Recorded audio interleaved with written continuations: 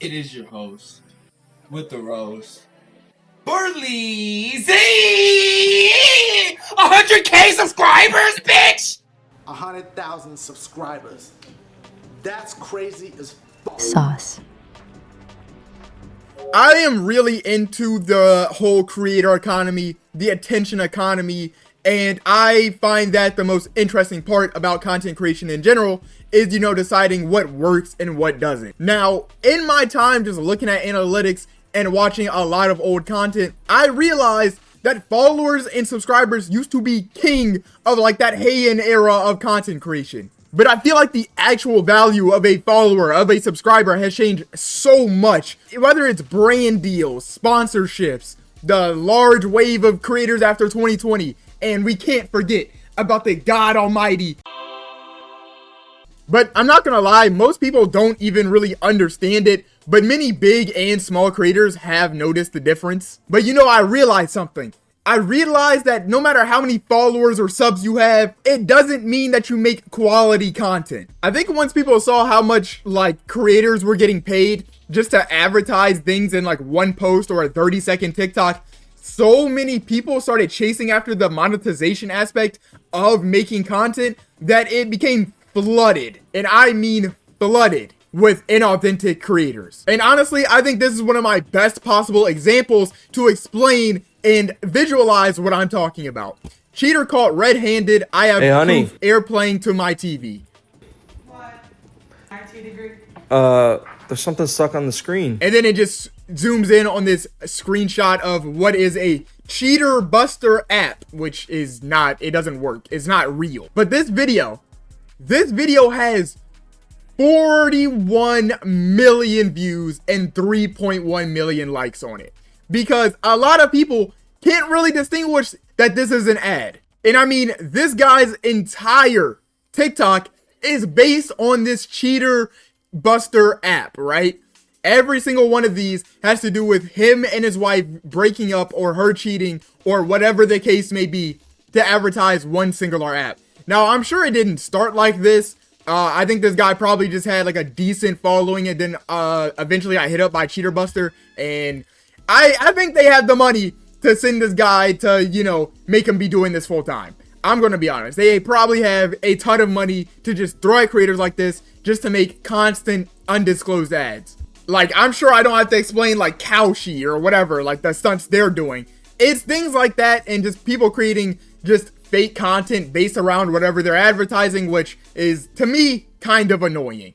Which is exactly why a lot of people like me and many other viewers of content have learned that just because you have a lot of views, a lot of followers, or a lot of subscribers, you don't necessarily make good content. I don't just instantly trust you in comparison to back in the day on YouTube, where if you had more than 50K or 100K subscribers, low-key, I just assumed you made good content. I have to assume your videos are good. I remember going and finally sitting down to actually watch a PewDiePie video and just being astounded that he was not even remotely as funny or entertaining as I suspected. A lot of TikTokers, you'll notice that TikTokers that were popular during 2020, 2021, a lot of them have millions and millions of followers.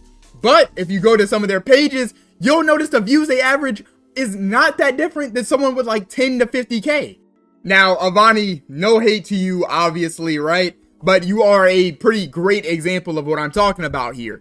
40 million followers, 3.2 billion likes. That's more likes than most people will ever get views. And a lot of their content, is in that 2020, 2021 era, right? Their most popular videos are from that time. But if you go to latest, even though they have 41 million followers, they hardly ever break over 100K likes, which, I mean, if they're doing great for themselves, let's be honest here, most people would kill for this viewership, right? But obviously, it's just not the same as it once was, right? And even if you click some of these videos, yeah, you're going to see a lot of people only commenting on, feels like 2020 with Avani on my For You page. Do you remember this? And it's just some old video. And you just have to, unfortunately, deal with that. I mean, the way I even found this person's page was by going on TikTok and looking up TikTokers who fell off. No cap. And her name was getting spammed in the comments. And while I was doing that, I found this video, which had 865 likes. POV, I was an influencer in 2020 and fell off. And I checked their page, and like they dead weren't lying. Like they crack usually just 1K to 2K on most of their new videos. But at the time they were getting 3 mil, 2 mil, 1 mil, 1 mil, 1 mil, 1 mil. Like, come on, like this is, it just goes to show that it's not as strong as a basis as it once was. And with all of this, I've personally stopped looking for bigger YouTubers or bigger creators that a lot of people are talking about, because many of the times I go to watch their videos and it's just kind of slop, right? Let's be honest. There is a lot of slop going around. There's actually some great videos about how like private equity and like private companies will buy YouTube channels and then slowly kill their quality over time because they start pumping out their videos a lot faster, and it's like way more people who weren't originally involved now are involved with this channel, which is exactly why I like try to find people who actually care about what they're making content on and genuinely have a passion for creating, instead of people that I know can just pump out like good quality, but like, let's say it's not all accurate information, right? Or, you know, they don't tell the full story or whatever. I can't stand things like that. But larger creators understand this concept a lot more than most people because they have been the most affected by it. Now, I think one of the greatest examples of this has to be Your Rage Gaming. Now, Your Rage is somebody who started out just no face cam at all. Extremely funny, still got pretty big without face cam, I'm gonna be honest. He was still a top streamer and a top YouTuber without having any face cam. Now, eventually Rage did go on to do his first face cam stream, which was legendary, might I add.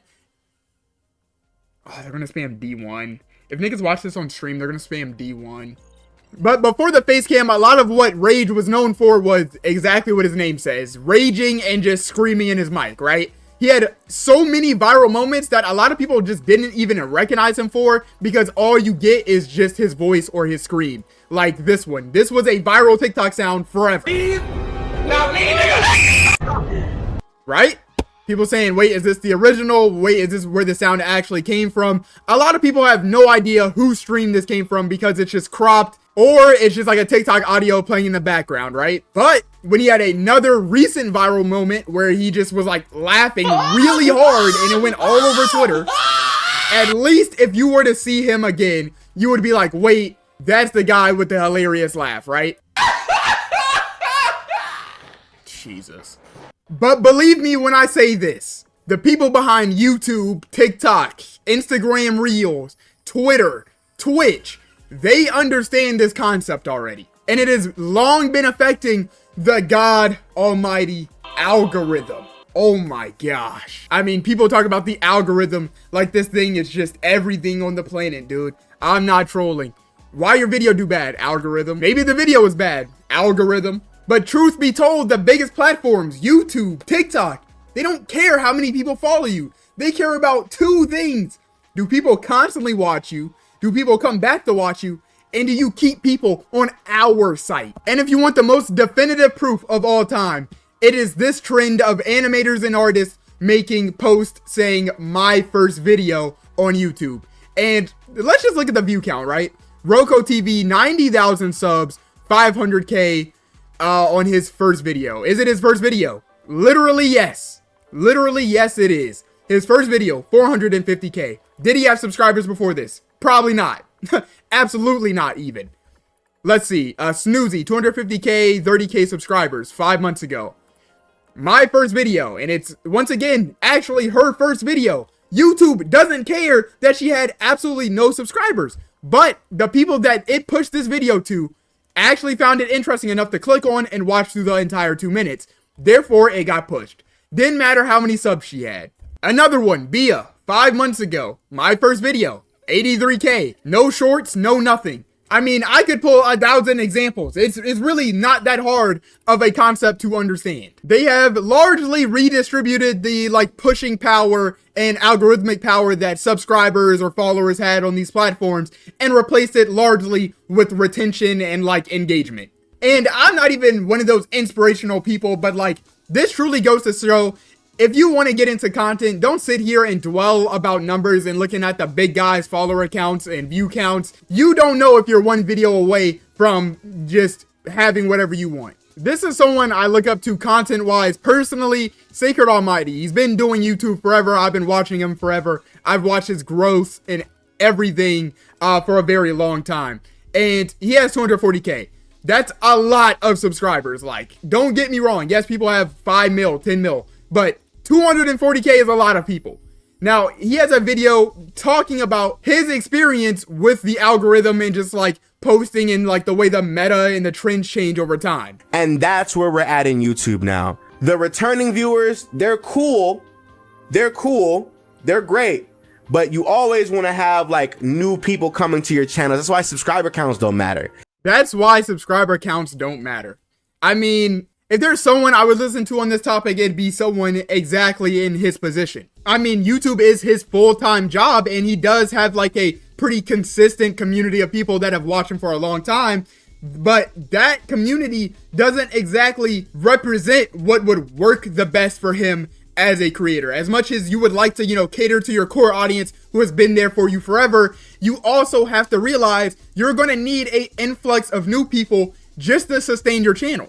Now, don't get me wrong, followers are obviously not like entirely useless or anything. They're still important for brands and sponsors because they do also care about that. It kind of establishes an ethos with people. Like if you get like a pretty viral clip and people see you have like a 10K instead of like 500, they're gonna be more inclined to follow because you have that 10K. It's kind of like a FOMO situation. They don't exactly want to be left out from seeing you specifically. What matters more would be if they see you twice and they like you both times they see you. But at the end of the day, sometimes they just won't follow. A lot of the people I like on YouTube, I'm not even subscribed to. I'm gonna be honest. That said, I don't have too much else to say. I hope you guys enjoyed this video, and I will of course catch you in the next one.